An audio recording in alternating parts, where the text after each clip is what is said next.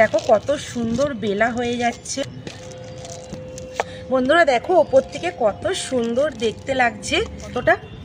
এই দেখো খাস্তা আর মুচমুচে হয়েছে। দেখো এই দেখো ভেতরটা দেখেছো। নমস্কার বন্ধুরা, মৌমিতা ইয়াম্মি কিচেন অ্যান্ড ব্লগে তোমাদের অনেক স্বাগত। আমি চলে এসেছি প্রত্যেক দিনের মতো আজকেও আবার একটা নতুন রেসিপি নিয়ে। আর আজকে আমি বানাবো তিলের খাজা। এই তিলের খাজা বন্ধুরা বাড়িতেই আমি বানাবো। আর বাড়িতে আমি কিভাবে বানাচ্ছি বন্ধুরা তোমরা পুরো ভিডিওটা দেখতে থাকো, আশা করি ভালো লাগবে।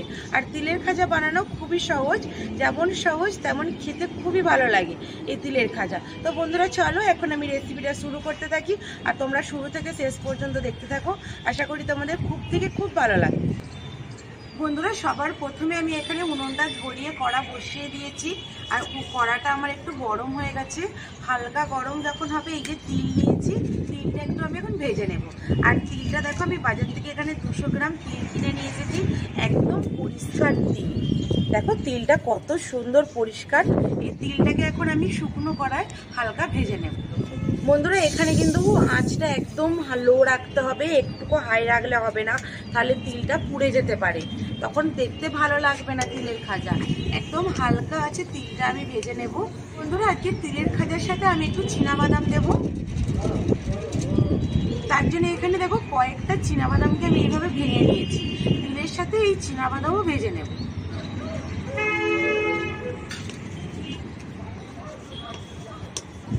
বন্ধুরা তিলের এই খাজাটা বানানোর জন্য আমি বাটার পেপার নিয়েছি। আর বাটার পেপারে আগে থেকে আমি তেলটা মাখিয়ে রেখেছি। এই কাজটা তোমরা আগে থেকে করে রাখবে, তখন তাড়াতাড়ি করে কিন্তু করতে পারবে না।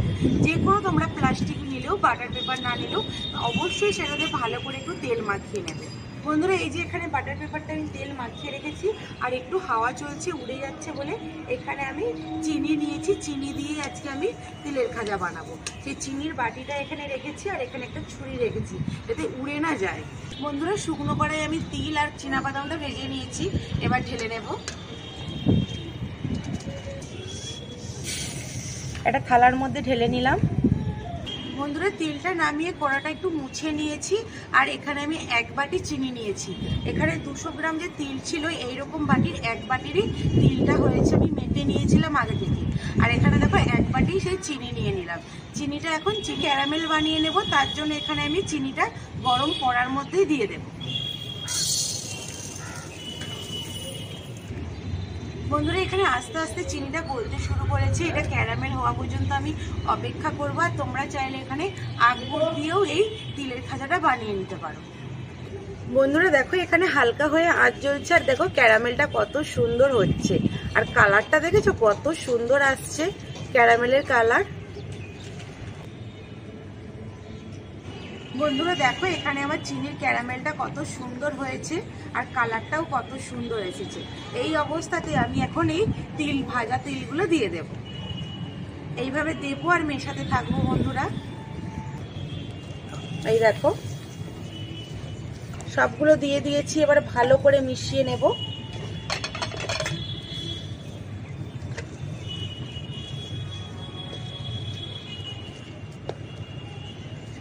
আর কালারটা দেখো ক্যারামেলের কত সুন্দর এসেছে। দেখো এখানে আমি বাটার পেপারটা যে আগে থেকে তেল মাখিয়ে রেখেছিলাম এটার মধ্যে এখন এই তিলের খাজা বানানোর জন্য যে ঢেলে নিচ্ছি। দেখো বন্ধুরা দেখো এইভাবে আমি একটু চাড়িয়ে নিচ্ছি। চাড়ানো আমার অনেকটা হয়ে গেছে। এইবার একটা বাটার পেপারে আমি যেটা তেল মাখিয়ে নিয়েছিলাম এই ওপর থেকে দেখো বসিয়ে দিয়েছি। আর এখন অনেকটাই গরম, এই গরম গরম অবস্থাতে আমি একটু বেলে নেব। খুব বেশি আমি মোটা করব না, একটু পাতলা করে বেলে নেব। দেখো কত সুন্দর বেলা হয়ে যাচ্ছে। বন্ধুরা এইসব কাজ খুব তাড়াতাড়ি করতে হবে, আস্তে আস্তে করলে হবে না। দেখতেই পেলে আমি কত তাড়াতাড়ি করে করছিলাম।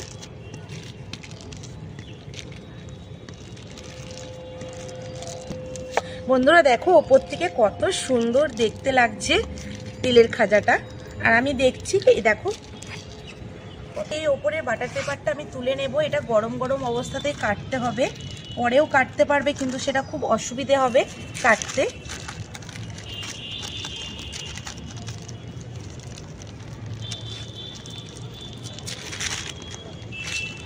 বন্ধুরা দেখো কত সুন্দর হয়েছে। এইবার আমি কেটে নেব। দেখো এই সাইডটা আগে আমি এইভাবে সমান করে নেব। বন্ধুরা এখনো ভীষণ গরম, এই গরম অবস্থাতেই এই খাজাগুলো কেটে নেওয়ার তোমরা সব সময় চেষ্টা করবে। ঠান্ডা হয়ে গেলে তো কাটতে অসুবিধে হবে। আমি দেখো গরম গরম অবস্থাতেই দেখো কেটে নিচ্ছি। আর আমি এই ছুরির গায়ে একটু তেল বুলিয়ে নিয়েছি, ওই জন্য দেখো জড়িয়ে যাচ্ছে না।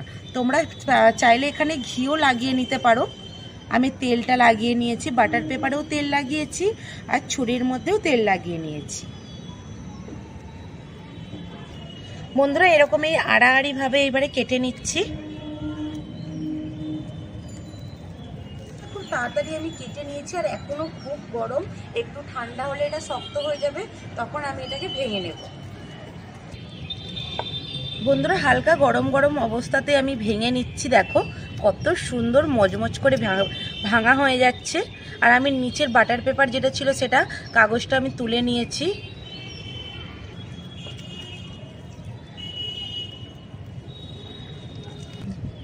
বন্ধুরা দেখো তিলের খাজাগুলো কত সুন্দর, এই দেখো মজমজ করে ভাঙা হয়ে যাচ্ছে। এইগুলো তুলে এখন একটা প্লেটের মধ্যে রাখবো। আমি সবগুলো এরমভাবে ভেঙে নেব। আর যত ঠান্ডা হচ্ছে তত শক্ত হয়ে যাচ্ছে আর মজমজ করছে। এই দেখো বন্ধুরা এত সুন্দর তিলের খাজা আমি বাড়িতেই বানিয়ে নিলাম। যা রাস্তাঘাটে ট্রেনে বাসে বিক্রি হয় সেই তিলের খাজা দেখো একদম কম সময়ে আর কত সুন্দরভাবে বানিয়েছি। দেখো দেখলেই বুঝতে পারছো যে কত সুন্দর হয়েছে তিলের খাজাগুলো। একটা তোমাদেরকে ভেঙে দেখাচ্ছি কতটা মুচমুচে হয়েছে। বন্ধুরা ভেঙে দেখাচ্ছি দেখো কতটা, এই দেখো খাস্তা আর মুচমুচে হয়েছে। দেখো এই দেখো ভেতরটা দেখেছো। আর আজকে আমি তিলের খাজা বানিয়েছি চিনি দিয়ে, তোমরা এটা গুড় দিয়েও বানিয়ে নিতে পারো, কিন্তু দেখো চিনি দিয়ে বানাতেও এখানে আমার লালটা কিন্তু ঠিকই এসেছে। মনে হবে যেন আমি গুড় দিয়েই বানিয়েছি।